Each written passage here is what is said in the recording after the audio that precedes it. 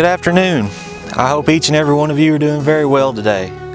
My name is Nathaniel Allen Mercer, or Dr. Allen Mercer by profession.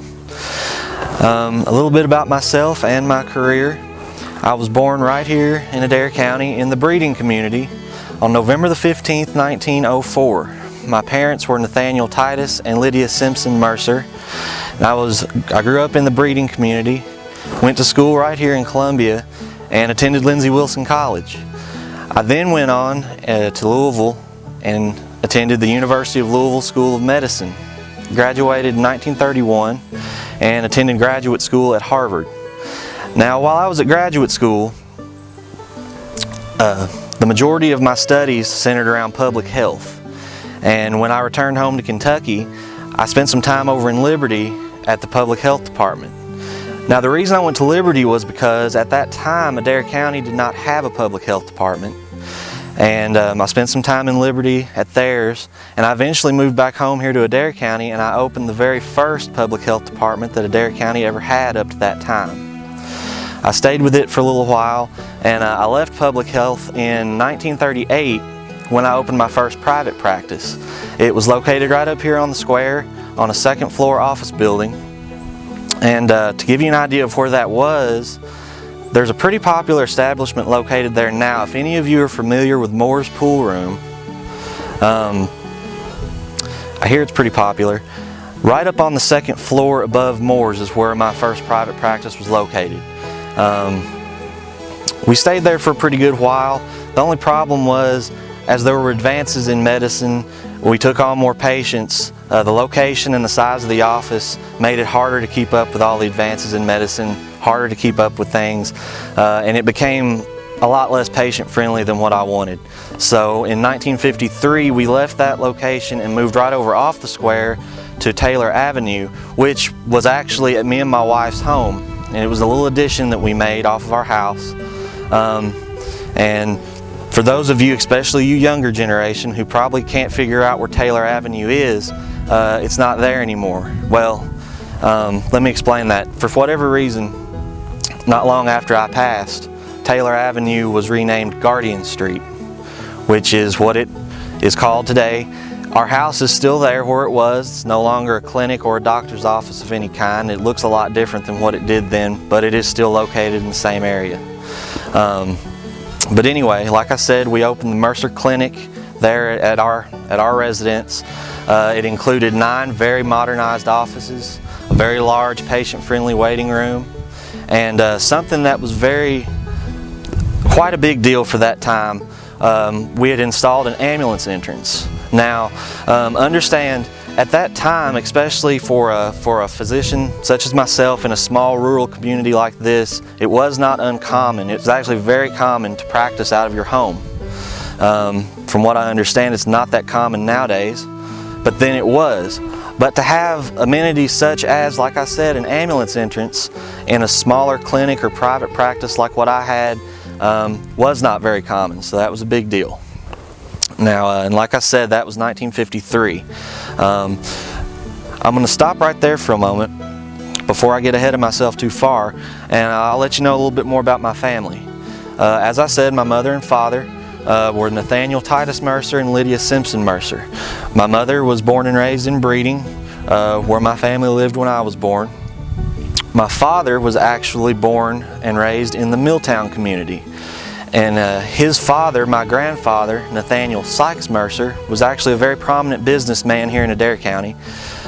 He was a farmer, owned quite a bit of farmland out in Milltown, spent his entire life there. That's where he was born and raised, and he and my grandmother are actually buried in the Milltown Church Cemetery. But my parents, they were married in January of 1904, the same year that I came along, only obviously before. And we lived in the breeding community up until the time I was about to go away to college. And about that time, my parents actually relocated from breeding here into town in Columbia. And my father actually served as the postmaster here in Columbia for about 10 years. Unfortunately though, later in life, and kind of following in the footsteps of my grandfather, he started to experience a lot of health issues, many heart-related issues, and he would actually pass away of heart failure in 1930. And my mother, she outlived my father by about 14 years. She passed away in October of 1954, and they were both laid to rest here in our family plot at the city cemetery. Now, I met my wife Edith while I was in Louisville at the University of Louisville. Her maiden name was Ashby, and she was originally from English, Indiana. Her and one of her sisters had actually moved to Louisville from Indiana in order to try and find some work. So that's how she ended up in Louisville.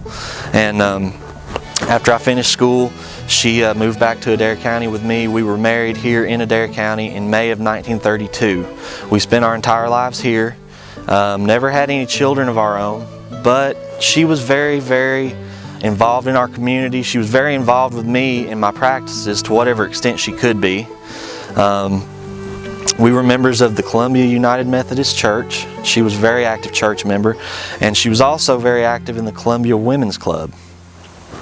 But so that about brings us back to where I left off, opening the Mercer Clinic in 1953. Unfortunately, about that time, I myself began to have some health issues. And like my father and grandfather, as with some other men in my family, they were mostly heart-related. I dealt with that for a couple years, and in the spring of 1955, it actually got bad enough that I had to actually be admitted to the Norton Infirmary up in Louisville. I was there for several days, and on the morning of March the 29th, 1955, it was a Tuesday morning, I suffered a massive heart attack, and after all I'd already been through, it was just too much for me to overcome. And I was brought back here and laid to rest with my mother and my father here in our family plot. Edith remained at the Taylor Avenue, soon-to-be Guardian Street residence.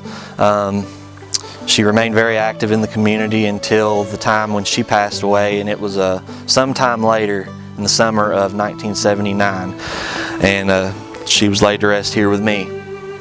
And while we're on that subject, I would like to point out to all of you here, if you're in the near future, if you're here visiting a loved one, or you happen by our spot here, I'd like you to take a look at all these here around me, because I'm surrounded by countless individuals, men and women that, like myself, either before my time, during my time, or after my time, did something in their own way, in their own form or fashion, to help shape the community, your community, into how it is today. So I encourage each and every one of you to take the time to learn about your community, its history, and the people who made it who it is, or I'm sorry, what it is today. So with that being said, I hope each and every one of you enjoyed hearing me tell my story just as much as I enjoyed telling it to you. I'm going to let you all go on and make your way on down the path. God bless you. I hope you have a very wonderful rest of your evening. Thank you.